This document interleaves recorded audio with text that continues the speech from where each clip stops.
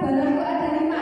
Nah, makanya nanti ketika saya mengucapkan dor, berarti yang saya tunjuk kanan kirinya itu cepat-cepatan menyebutkan nama-namanya. Ada deh? Coba sudah ada. Sudah hafal ya? Balon ada 5? Sudah hafal? Sudah kenal dengan nama kanan kirinya? Sudah? Belum. Kenalan dulu boleh? Boleh. Dulu. Nanti biar namanya. Mas dari mana? Dari sini. Biar lebih susah. Boleh berdiri dulu, boleh berdiri. Ayo berdiri. Berdiri dulu, berdiri. Ya, berdiri. Ya, kita kenalan dulu dari sini, dari sebelah sini kita kenalan. Assalamualaikum warahmatullahi wabarakatuh.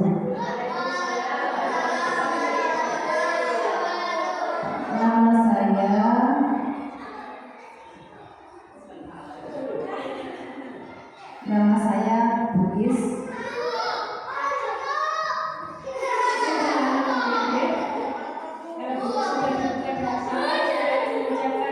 Selamat pagi Bu.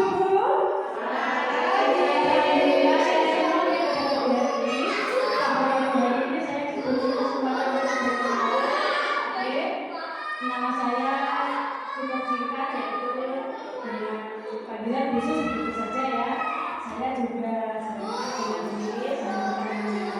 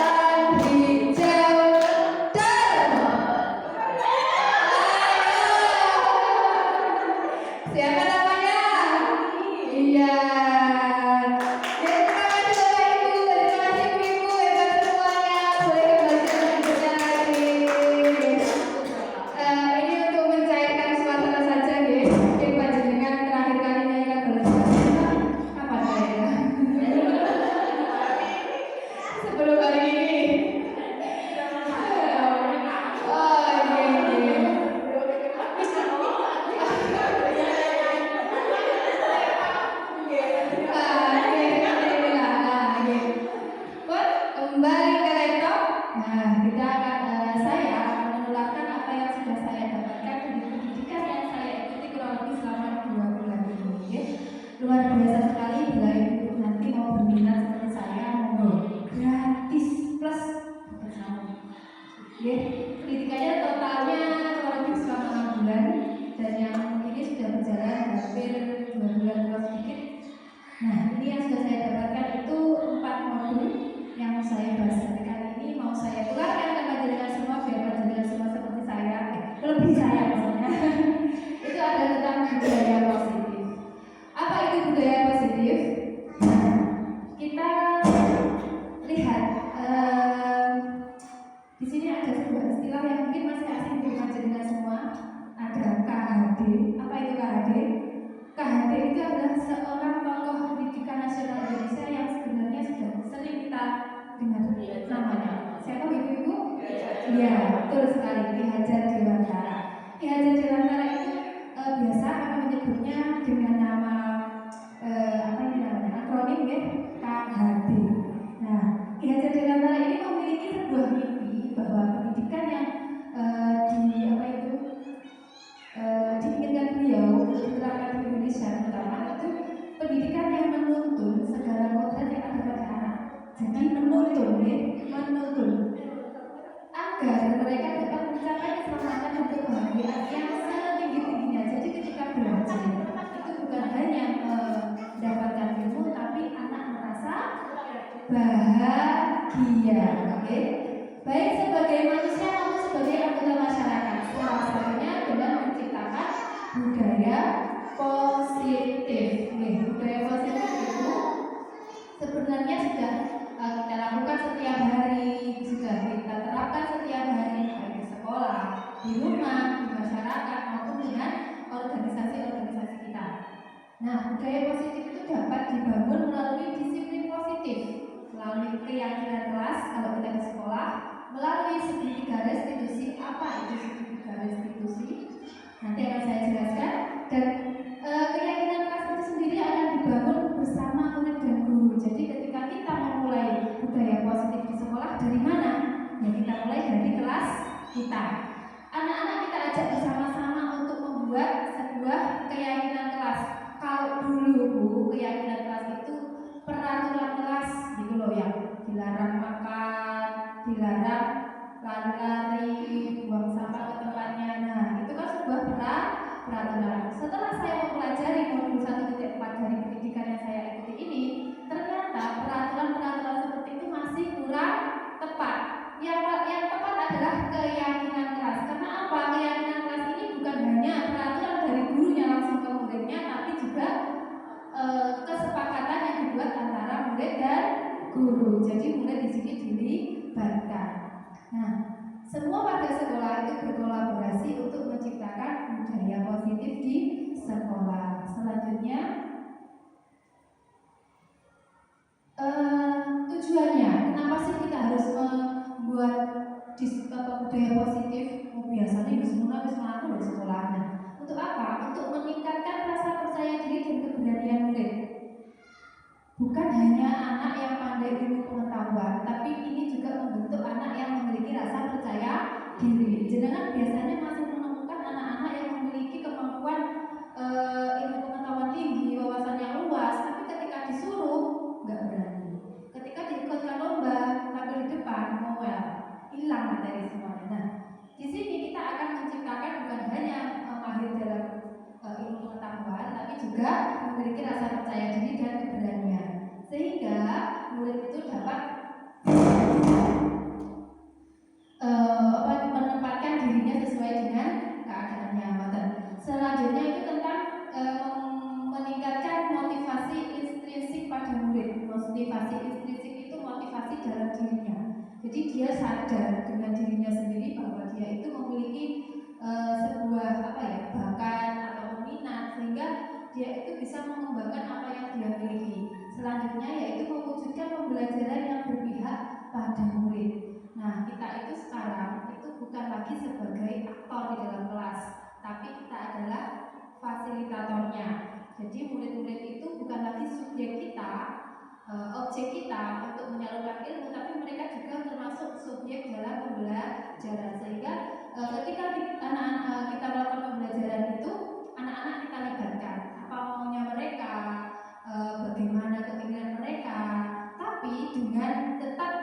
dalam koridor arahan kita, nggih. Meskipun kita bebaskan anak itu sesuai dengan keinginannya, tapi tetap kita dampingi, tetap kita batasi.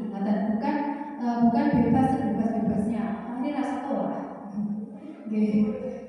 Lagi bebas kok bujune harus rasa sekolah kok. Bukan. Nah, selanjutnya budaya positif ini nanti dapat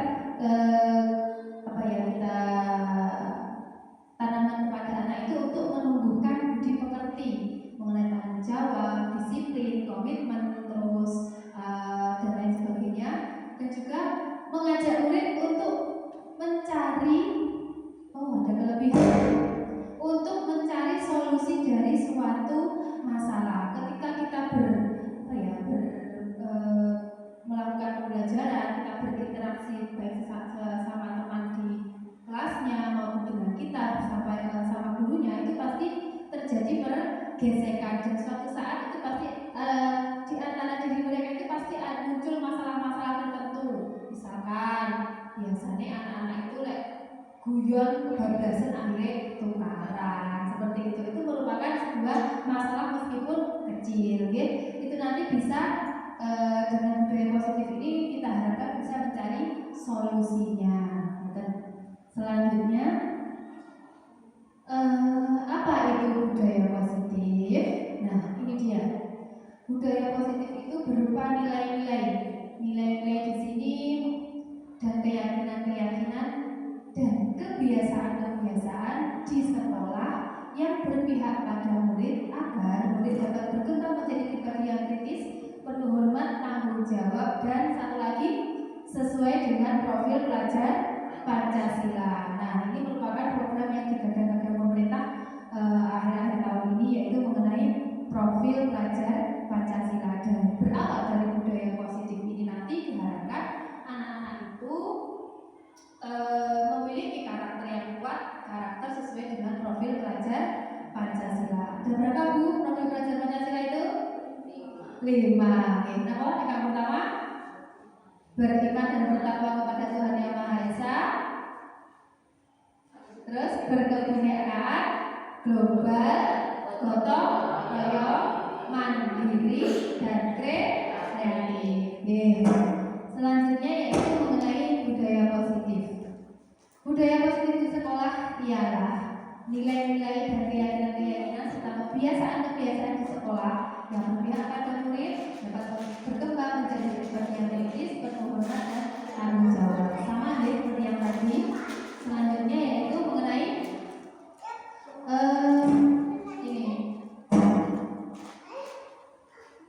budaya positif itu ada dibagi menjadi 5. Yang pertama adalah disiplin positif dan nilai kebajikan universal. Dari mana kita mendapatkan budaya positif yang mau kita sepakati itu dari sini.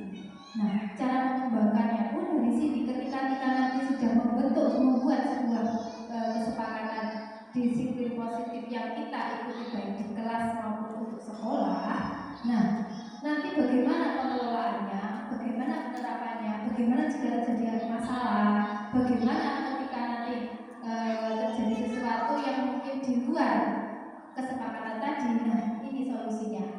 Yang pertama adalah disiplin positif itu sebuah ketaatan atau kepatuhan pada peraturan tata tertib. Disiplin datang dari diri sendiri dan berasal dari motivasi internal pada diri sendiri. Jadi disiplin positif ini tidak bisa kita paksakan kepada seseorang. Kalau kita paksakan kepada seseorang dan seseorang itu tidak memiliki motivasi dari dirinya, ya otomatis tidak begitu berpengaruh, ya. Makanya kita harus memunculkan motivasi internal pada murid-murid kita atau pada diri kita sendiri. Selanjutnya itu nilai-nilai kebajikan universal. Nah, nilai-nilai kebajikan nanti adalah nilai yang diyakini dan disepakati untuk dilakukan bersama oleh warga sekolah atau kelas. Dunia sudah pernah mendengar nilai kebajikan universal? Belum, oke? Nah, nilai kebajikan universal itu sebenarnya kita sudah setiap hari sudah menerapkannya. Contoh, disiplin, kebersihan, keselamatan, kesehatan, gitu, rasa empati. Tadi Prof belajar Pancasila di situ ada gotong royong. Nah, gotong royong itu termasuk nilai-nilai kebajikan. Sebenarnya banyak sekali nilai kebajikan, tapi kita tidak sadar bahwa kita setiap hari itu sudah melakukan nilai-nilai kebajikan itu. Nah, di sini nilai kebajikan itu banyak sekali macamnya. Nanti akan saya akan saya berikan pada berikutnya, oke? Terus sekarang kita tadi sudah ada nilai disiplin positif dan nilai kebajikan. Yang selanjutnya yaitu motivasi, hukuman, dan penghargaan. Motivasi itu apa? Dorongan, semangat, motivasi. Jenengan mau melakukan sesuatu itu pasti ada motivasinya, pasti ada alasannya. Ternyata kita berpulau jenengan maupun anak-anak di sekolah itu ketika melakukan sesuatu baik itu positif maupun negatif itu pasti ada alasannya. Nah, alasan itu kita sederhanakan menjadi 3 motivasi perilaku manusia. Ini bisa positif, bisa negatif. Untuk menghindari ketidaknyamanan, misalkan jenengan di kelas ketika mengajar terlalu lama, hanya menonton ceramah saja, ujuk-ujuk satu anak keluar, Bu izin kamar mandi, kembali 5 menit kemudian masih dengan anak yang sama, izin lagi ke luar lagi. 5 menit kemudian masih dengan anak yang sama, izin keluar lagi. Jenengan penasaran, foto bocah ini kok betul. Jenengan ikuti, oh tiba noni boleh suara apel. Karena mungkin anak itu tadi ketika belajar dengan kita tidak nyaman, jenuh, betul, oke. Terus lagi ada motivasi kita itu melakukan sesuatu itu karena nomor 2 ini mendapat dia sering jenengan terangkan keputusan jenengan di rumah. Ibu tumbas ini kenapa ini? Ini apakah itu tidak boleh? Boleh, tapi ada batasannya. Jadi nanti kan saya kasih tahu bagaimana ini kan termasuk imbalan, itu termasuk penghargaan deh. Bagaimana nanti jangka panjangnya untuk anak, bagaimana jangka pendeknya, oke? Terus ini yang ketiga, ini adalah untuk menjadi orang yang mereka inginkan dan menghargai diri sendiri dengan nilai-nilai yang mereka yakini. Contoh, aku tetap di kelas, tetap belajar dengan guru ini karena apa? Karena ilmu ini nanti bermanfaat. Misalkan ketika pelajaran memasak ala buka, anak-anak antusias memperhatikan gurunya praktek. Terus anak-anak tidak ada yang keluar, tidak ada yang semua di situ. Nah, kemungkinan itu anak tersebut ingin menjadi orang yang mereka inginkan, menjadi diri mereka sendiri, dan mereka meyakini nilai-nilai kesepakatan yang telah disepakati tadi. Kalau saya diajar guru berarti saya harus tetap di sini, saya tidak boleh meninggalkan kelas. Nah, sadar bahwa dia sedang memerankan suatu peran yaitu sebagai murid. Jadi dia tetap semangat belajar. Nah, selanjutnya itu mengenai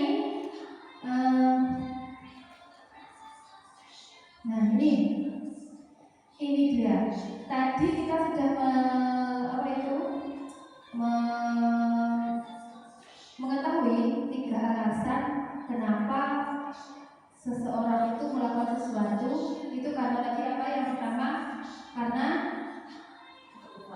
motivasinya, terus karena ada imbalan, terus yang terakhir karena menghindari ketidaknyamanan. Nah, ketika itu terjadi biasanya kita langsung apa? Menghukum anak. Kadang siapa ini ngomong orang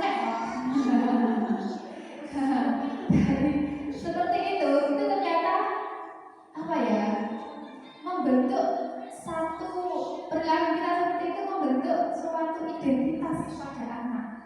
Sebenarnya ini tidak boleh kita lakukan karena apa? Secara tidak langsung anak itu akan berpikir kembali kepada dirinya sendiri. Nah, ketika kita menghukumi atau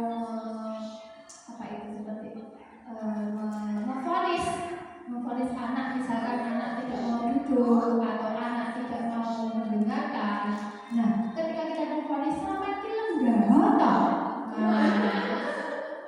Bukan kesal.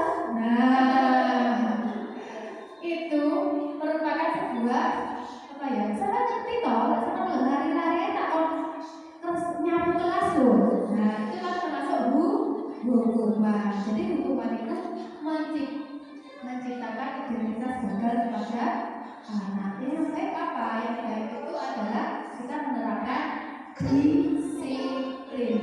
Ya, kita menerapkan disiplin. Dan disiplin itu ada dua. Ada konsekuensi, ada restitusi. Tambah lagi ya. Nah, ini sekali istilahnya kok tadi. Oke. Untuk menciptakan budaya positif itu ternyata dimulai dari motivasi dari diri kita. Terus ketika kita melihat suatu masalah kepada anak, itu jangan serta-merta menghukum.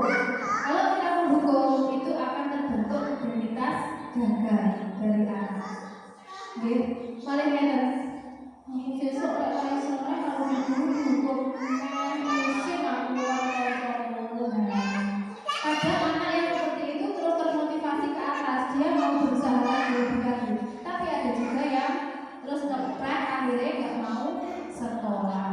Nah, yang bagus bagaimana kita terapkan disiplin supaya terbentuk identitas sukses. Oh, aku bisa. Misalkan ketika anak salah dalam mengerjakan, jangan selalu terus menghukumi seperti itu. Kita lihat dulu mana toh yang tidak bisa, kenapa kamu tidak bisa, sulit atau Bu? Oh, mungkin kamu belum membaca materinya secara penuh. Dibaca dulu yuk benar-benar dibaca yuk, dibantu yuk. Begitu ya? Itu namanya sebuah restitusi. Jadi kita tidak serta-merta menghukum apa kesalahan anak. Selanjutnya yaitu mengenai ini. Tadi ada motivasi, ada hukuman, ada penghargaan. Ternyata penghargaan pun tidak serta-merta kita berikan kepada anak. Ada konsekuensi yang akan kita hadapi ketika kita memberikan penghargaan. Apa nggak boleh kalau memberikan penghargaan? Boleh. Kita mengapresiasi anak itu sangat bagus, tapi jangan kelewatan. Nah, penghargaan efektif jika kita menginginkan seseorang melakukan sesuatu yang kita inginkan dalam jangka waktu pendek. Jika kita menggunakan penghargaan lagi dan lagi, maka orang tersebut akan bergantung pada penghargaan yang diberikan. Gini buatan, biasanya lah ya, titik-titik diparingi, akhirnya rasa ikhlasnya anak itu akan luntur. Terus suatu saat ketika kita tidak paringi, dia tidak akan mengerjakan sesuatu. Terus jika kita mendapatkan penghargaan untuk melakukan sesuatu yang baik, maka selain kita senantiasa berharap mendapatkan penghargaan tersebut, kita pun menjadi tidak menjadari tindakan baik yang kita lakukan. Jadi ketika kita memberikan sesuatu penghargaan itu nggak harus barang yang mewah loh. Misalkan jenengan memberikan satu buah permen, itu sudah bisa disebut penghargaan. Mas, tolong ini angkat jenengan paling ini. Nah, besok malam seperti itu.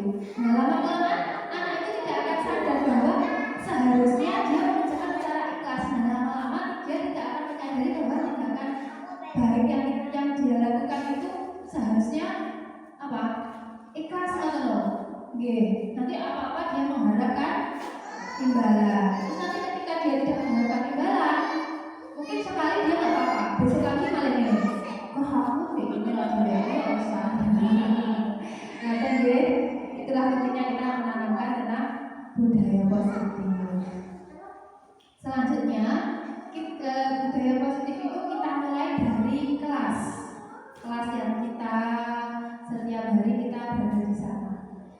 Nah, keyakinan kelas ini adalah nilai-nilai kebajikan yang disepakati bersama antara guru dan murid. Dan lagi-lagi ketika pembentukan keyakinan kelas ini kita bekerja sama dengan murid. Tidak boleh guru membuat langsung ditempel plek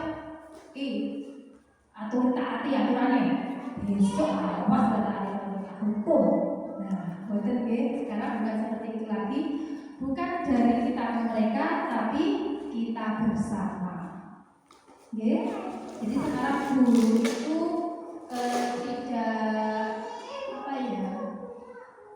tidak memonopoli kelas. Artinya guru adalah segala-galanya.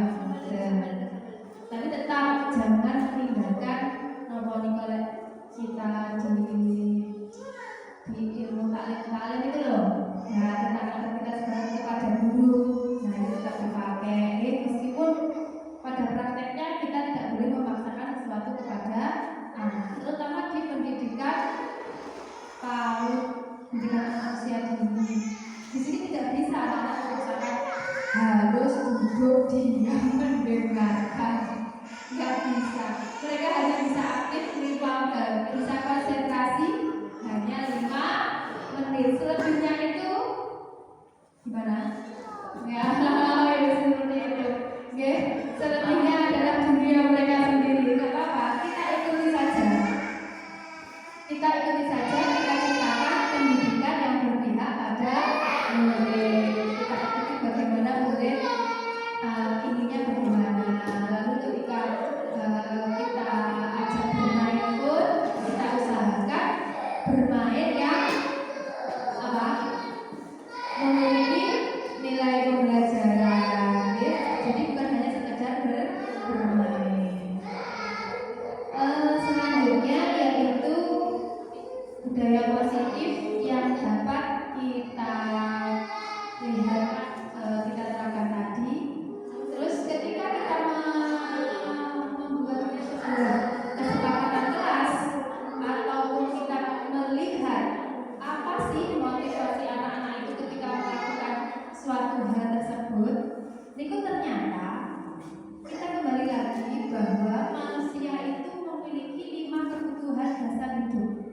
Ketika anak-anak itu melakukan sebuah kesalahan atau sengaja melakukan sesuatu yang menurut kita tidak benar atau menurut kita kurang tepat, itu ternyata mereka berusaha memenuhi kebutuhan dasarnya ini.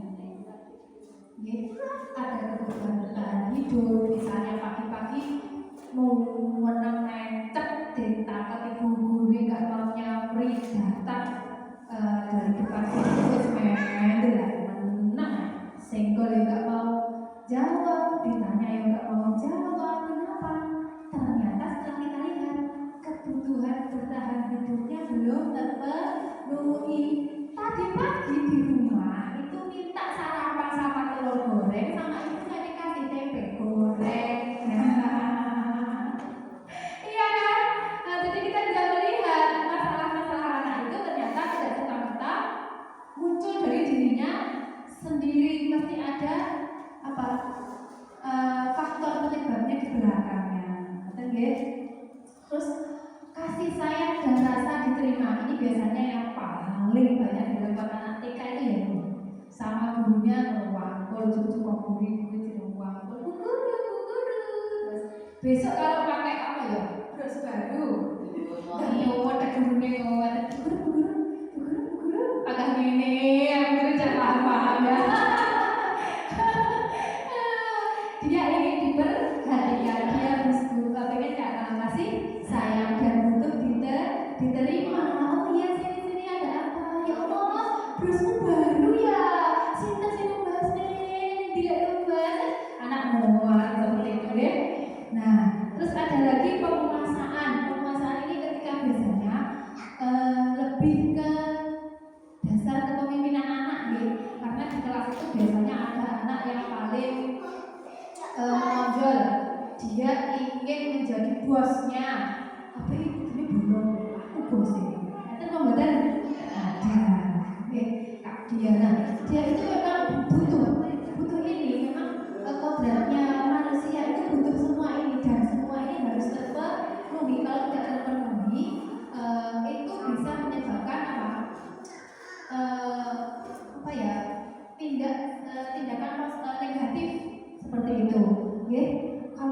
dia misalkan dari awal dia sudah menggebu-gebu, pokoknya ini kelas itu saya aku.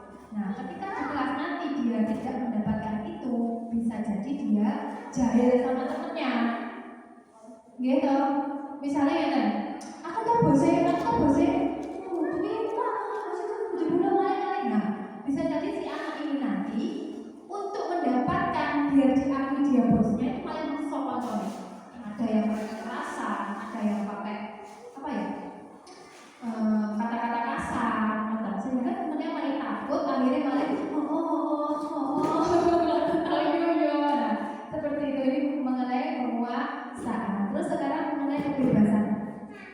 Seperti yang saya contohkan tadi, ketika mengikuti pelajaran, terus nggak metang, ternyata sampai di luar, lingguh dan jalan apel.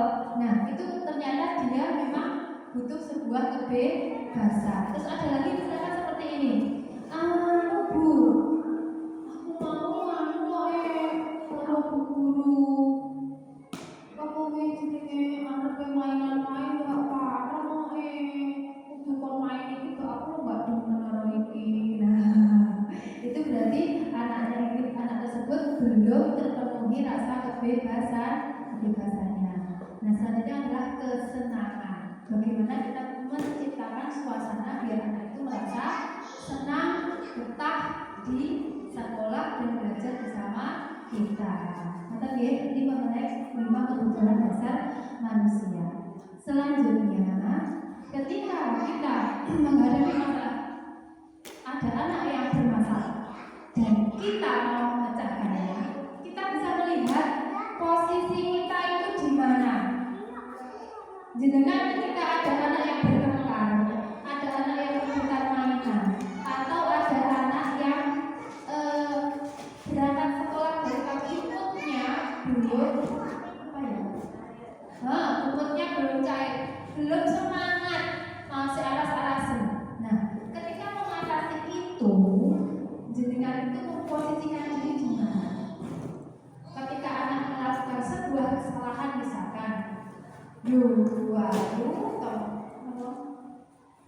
kelas terus nabrak koncone guling, nabrak meja sirahe mundur. Terus apa yang jenengan lakukan? Apakah jenengan sebagai penghukum? Apakah sebagai pembuat merasa bersalah?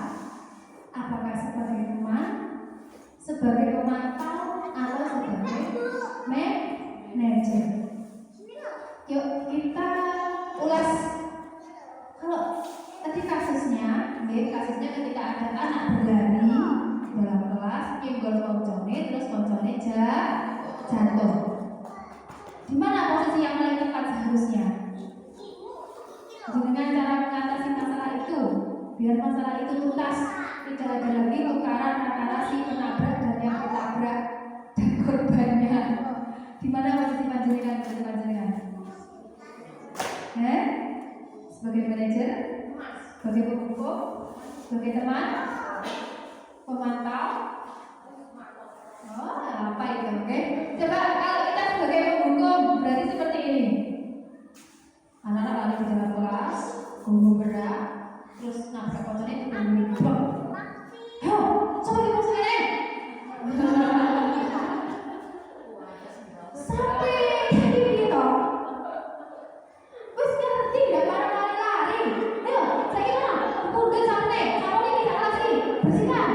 Nah, itu jenengan sebagai kamu boleh praktek di kelas piye. Dia boleh terima.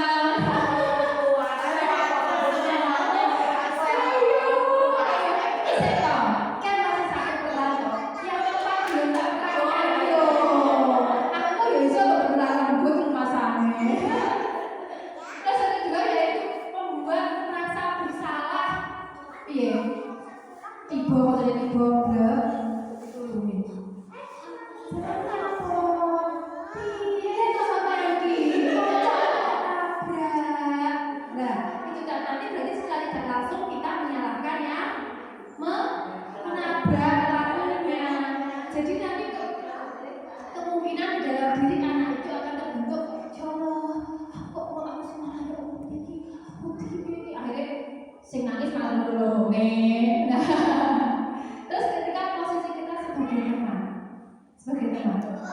wis ora apa-apa, kok ora ngejo kanca apa jenenge senengmu pancen mlayu-mlayu to wis ora apa-apa. Kancamu tak turunane yo. Nah, itu kita merangkul anak itu kita jadikan sebagai teman. Lalu sebagai pemantau, gimana kalau sebagai pemantau? Iki mau melakukannya siapa? Wes bener toh, lek anaknya dikasih gak pareng. Ayo, ini dibahas. Hukumannya apa kira-kira? Ibu, aku salah. Ibu. Itu sebagai pemantau. Menyelesaikan masalah juga tidak membuat anak merasa bersalah, bahkan tidak memberi hukuman, tapi hanya mengarahkan dan melihat apakah anak itu tadi ketika melakukan kesalahan itu mau memperbaiki, apakah mau menjalankan konsekuensi sesuai dengan yang sudah disepakati tadi. Nah, yang terakhir adalah sebagai manajer. Kalau di luar sekolah ya, sebelum ini kita mengenal itu ada manajer bagian personalia, manajer HRD, manajer apa? Pada manajer umum. Betul nggih? Kalau di sekolah itu sebagai manajer itu sebagai apa? Sebagai kalau di struktural manajer itu ada tugasnya kepala sekolah. Nah, kalau kita di kelas ketika menyelesaikan masalah anak, manajer ini adalah orang yang mengarahkan kesalahan apa yang telah dibuat, membantu anak tersebut bagaimana mencari solusi yang terbaik, sehingga nanti ketika keduanya sudah tidak memiliki masalah menjadi baik lagi, dan si anak ini tadi muncul dalam dirinya itu karakter yang lebih baik. Jadi dia tidak merasa dirinya selalu bersalah. Ketika dia nanti sudah selesai masalah itu, diharapkan anak itu selain tidak mengulangi apa yang dia lakukan tadi, juga lebih berhati-hati, terus bisa menjaga dirinya, bisa bisa membuat teman-temannya itu lebih baik lagi. Ini yang diharapkan. Nah, ternyata saat kita menghadapi anak yang bermasalah, posisi yang terbaik yang harusnya kita lakukan adalah sebagai manajer. Sebagai penghukum pun tidak, sudah tidak zamannya lagi kita sebagai penghukum. Tapi ada saat-saat itu memang hukuman itu perlu diterapkan. Bukan berarti hukuman harus kita hilangkan. Seperti ada yang pecah, melakukan kesalahan, apa gunanya polisi? Membuat rasa bersalah itu belum tepat. Sebagai teman pun, sebenarnya sudah tepat, tapi masih kurang lagi. Ada yang tadi yaitu sebagai manajer. Selain anak itu kita rangkul, kita cari alasannya kenapa seperti itu, terus kita perbaiki kesalahannya, kita carikan solusi bagaimana dia memperbaiki kesalahannya kepada orang lain. Itulah yang disebut manajer. Selanjutnya, ketika kita menghadapi anak yang bermasalah lagi, kita menggunakan restitusi. Apa itu restitusi? Restitusi itu adalah sebuah disiplin yang dapat menumbuhkan karakter positif dalam diri anak. Jadi anak mboten gampang minder. Restitusi adalah proses menciptakan kondisi bagi murid untuk memperbaiki kesalahan mereka, sehingga mereka bisa kembali kepada kelompoknya dengan karakter yang lebih kuat. Restitusi merupakan proses kolaborasi yang mengajarkan murid untuk mencari solusi dan masalah mereka dan membantu murid untuk berpikir tentang seperti apa yang mereka inginkan dan bagaimana mereka harus memperlakukan orang lain. Nah, ini garis bawahnya di sini, memperlakukan orang lain. Ketika para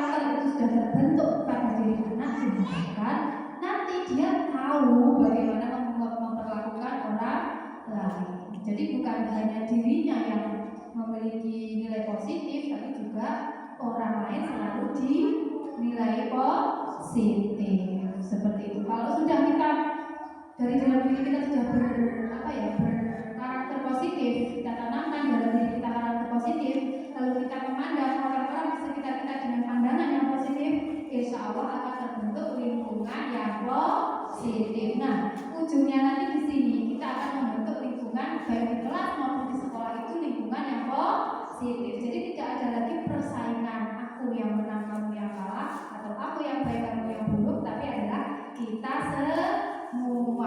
semua bisa, kita semua maju bersama-sama. Kalau satu baik berarti harus baik semua. Kalau satu kuat harus kuat semua. Dan ini membutuhkan kolaborasi.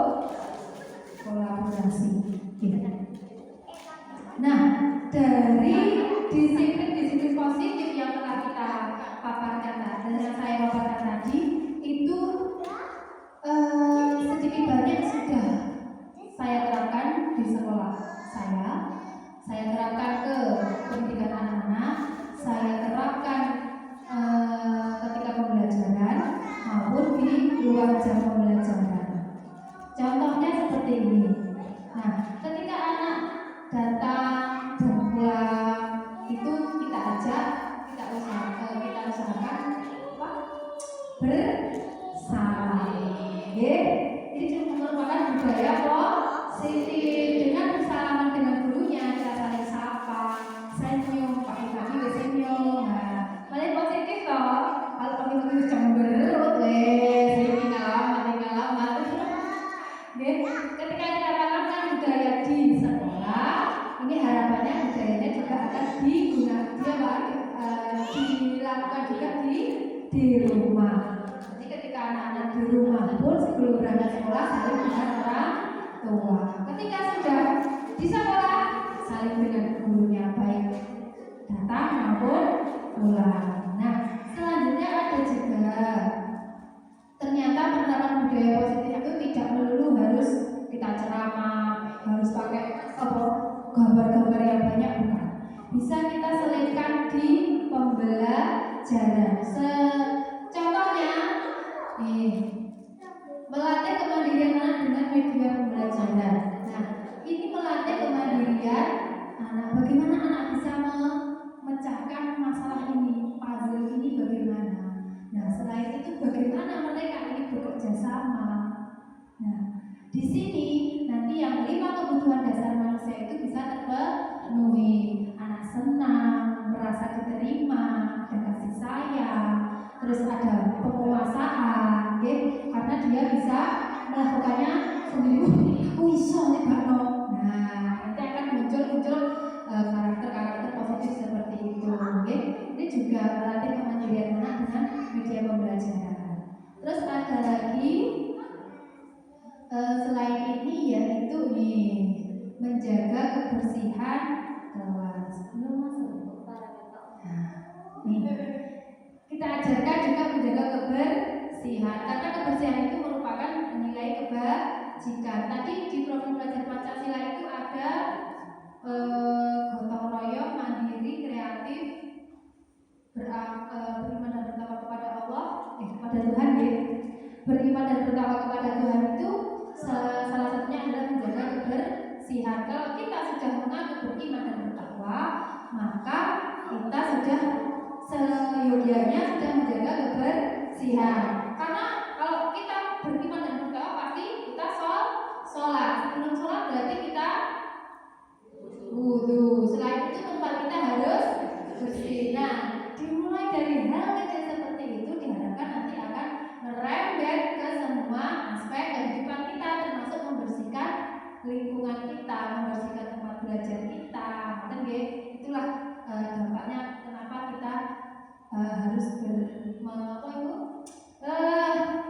menerapkan karakter profil pelajar Pancasila. Salah satunya di sini. Mungkin di situ hanya tersirat kalimat yang pendek, tapi di dalamnya banyak sekali makna yang terkandung. Selain itu, selain menjaga kebersihan juga menjaga kerapian. Ada juga kalau kita kaitkan lagi dengan iman dan bertakwa kepada Allah itu, kalau kita di agama Islam itu kan ada hadis yang menyatakan an-nadhafatu minal iman. Nah, disinilah kita terapkan itu menjaga kebersihan. Kurang lebih seperti itu. Dan ada lagi misalkan seperti budaya antri, terus ada lagi cuci tangan. Kalau sebelum saya akhiri Sebenarnya di sekolah ini itu sudah banyak sekali budaya-budaya positif yang diterapkan, seperti ini contohnya. Nah, ini yang implementasi dari profil pelajar Pancasila tadi. Nah, profil pelajar Pancasila siapa tadi? Nah, ketika anak-anak cuci tangan itu sebenarnya sudah oh nggak tahu. Oh melek. Oh ya.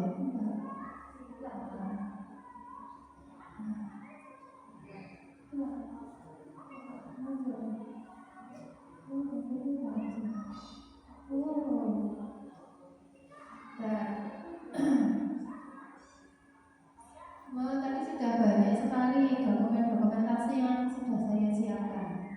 Nggak mau ya, coba sebentar saya putus dulu.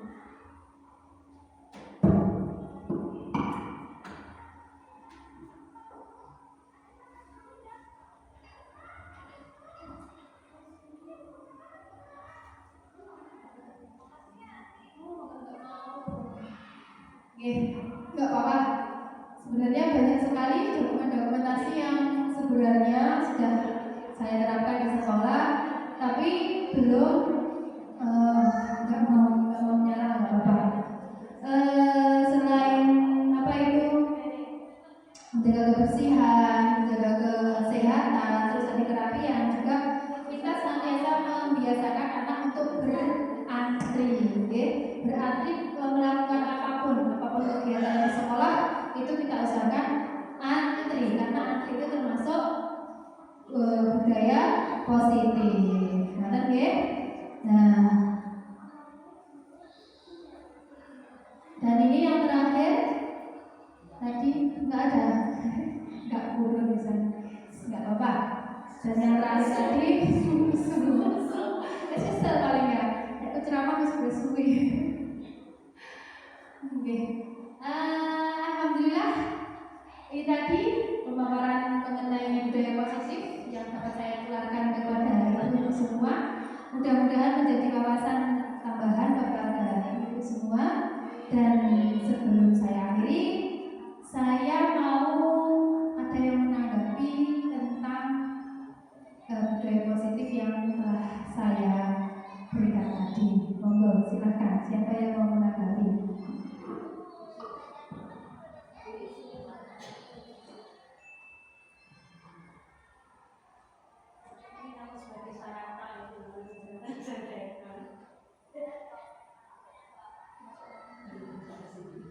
Monggo Bu, sakit berdiri. Monggo.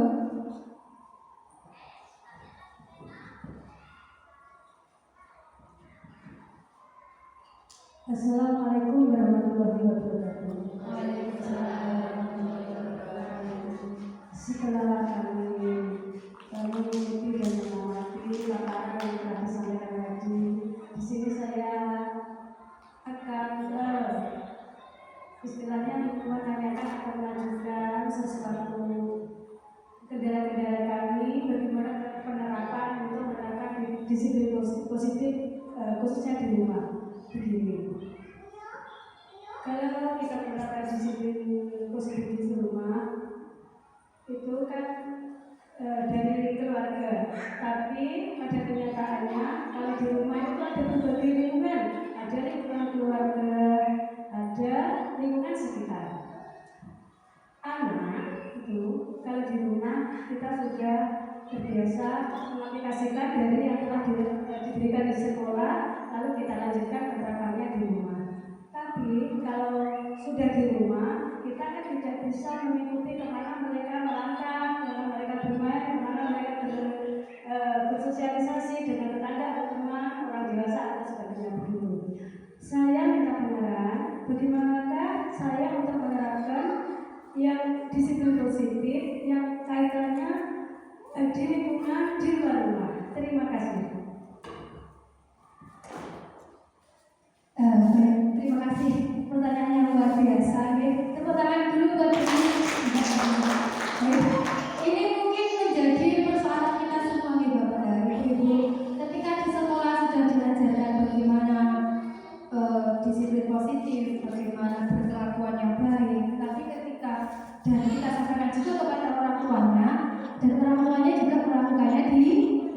tapi bagaimana ketika anak kembali ke masyarakat, dia bergaul dengan lingkungan di sekitarnya, dengan temannya, dengan orang-orang yang mungkin lebih dewasa dari dia, dengan orang-orang yang lebih tua dari dia, bagaimana dia agar tetap berperilaku seperti apa yang telah diajarkan. Sebenarnya ini merupakan sebuah apa? Tantangan atau masalah? Tantangan deh, setuju ya, ini tantangan deh. Nah, tantangan ini bukan untuk kita hindari, tapi untuk kita hadapi. Tantangan ini untuk kita hadapi. Jadi kita bagaimana ya, anakku beraktif pada seperti ini meskipun dia dalam lingkungan yang dalam tanda kutip ada negatifnya, padahal tidak semua, Nah, kita berusaha menanamkan inilah gunanya apa ya, sejak kecil itu kita ajari pendidikan karakter. Jadi memang sudah kita tanamkan sejak dari pendidikan anak usia dini, kita tanamkan nilai-nilai positif, kita tanamkan setiap hari nilai-nilai agamis. Nah, supaya apa? Supaya benar-benar menyatu dalam dirinya, dalam diri anak tersebut bisa menyatu karakter-karakter seperti yang kita tanamkan, seperti yang kita inginkan, sehingga biarpun anak tersebut nanti suatu saat kembali ke lingkungan masyarakatnya dan bergaul dengan lingkungan yang ada di situ, dia tetap memiliki pendirian apa yang telah dia yakini. Jadi penting bagi kita untuk menanamkan pendidikan yang positif, pendidikan yang bagus, yang agamis sesuai dengan tuntunan agama kita. Itu fungsinya seperti itu, untuk membentengi dan untuk menciptakan apa ya, membuat karakter anak kita itu tidak mudah terpengaruh.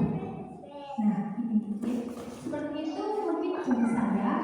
Mungkin dari peserta lain ada yang ingin menambahkan apa yang Bu sampaikan tadi, monggo silakan. Mungkin ada yang mau berbagi pengalamannya, atau mungkin ada yang ingin menambahkan apa yang saya sampaikan tadi. Monggo silakan. Napa sampun pas? Sampun. Ada lagi, satu lagi, ada lagi.